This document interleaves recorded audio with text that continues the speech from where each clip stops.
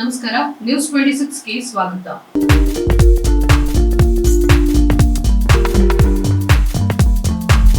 2024ನೇ ಸಾಲಿನ ಗಿಡಗಳ ನೆಡುವಿಕೆ ಕಾರ್ಯಕ್ರಮಕ್ಕೆ ಚಾಲನೆಯನ್ನ ನೀಡಲಾಯಿತು. ರೈತರು ರಿಯಾಯಿತಿ ದರದಲ್ಲಿ ಗಿಡಗಳನ್ನು ಪಡೆಯಲು ಮನವಿಯನ್ನ ಸಲ್ಲಿಸಲಾಯಿತು. ವಿಜಯಪುರ ಜಿಲ್ಲೆಯ ಮುದ್ದೇಬಿಹಾಳದಲ್ಲಿ ಈ ವರ್ಷ ಉತ್ತಮ ಮಳೆಯಾಗುವ ಮುನ್ಸೂಚನೆ ಇದ್ದು, ಜಿಲ್ಲಾ ಪಂಚಾಯತ್ ಯೋಜನೆಯಡಿ 3,900 ಹಾಗೂ ರಾಜ್ಯ ಯೋಜನೆಯ ಅಡಿಯಲ್ಲಿ 4,200 ಗಿಡಗಳನ್ನು ನಡೆಸಲಾಗುತ್ತಿದೆ. ತಾಲೂಕು ಸಾಮಾಜಿಕ ವಲಯ ಅರಣ್ಯಾಧಿಕಾರಿ ಎಸ್ಜಿ ಸುಲಗಾರ ಅವರು ಈ ವಿಷಯವನ್ನು ತಿಳಿಸಿದ್ದಾರೆ. ಅವರು ಶುಕ್ರವಾರ ತಾಲೂಕಿನ ಬಸರಕೋಡ ಕ್ರಾಸ್ ಬಳಿ ಗುಡಿಹಾಳದ 4 ಕಿಲೋಮೀಟರ್ ರಸ್ತೆಯಲ್ಲಿ 945 ಗಿಡಗಳನ್ನು ನೆಡುವ ಕಾರ್ಯಕ್ರಮಕ್ಕೆ ಚಾಲನೆಯನ್ನು ನೀಡಿ ಮಾತನಾಡಿದರು. ಇದಲ್ಲದೆ ಪ್ರತಿ ವರ್ಷದಂತೆ ರೈತರಿಗೆ ರಾಷ್ಟ್ರೀಯ ಕೃಷಿ ವಿಕಾಸ ಯೋಜನೆಯಡಿಯಲ್ಲಿ ರಿಯಾಯಿತಿ ದರದಲ್ಲಿ ಶ್ರೀಗಂಧ, ರಕ್ತಚಂದನ, ಸಾಗವಾನಿ, ಮಹಾಗಣಿ, ಹೆಬ್ಬೇವು, ಸೀತಾಫಲ, ಕರಿಬೇವು, ಲಿಂಬೆ, ಪೇರಲ ಸೇರಿದಂತೆ 32 ವಿಧದ ಗಿಡಗಳನ್ನು ಮಾರಲಾಯಿತು.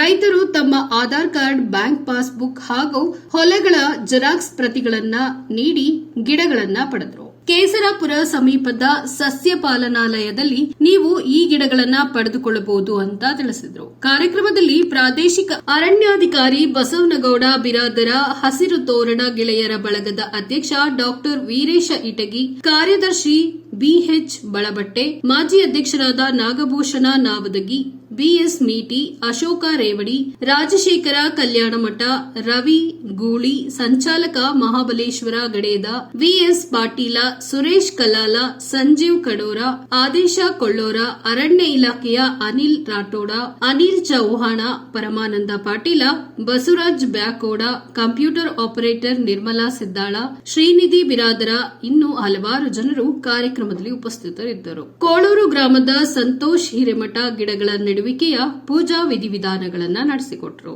ವರದಿ ರಮೇಶ್ ದಲ್ಲಾಲಿ, ನ್ಯೂಸ್ 26 ಕನ್ನಡ, ವಿಜಯಪುರ.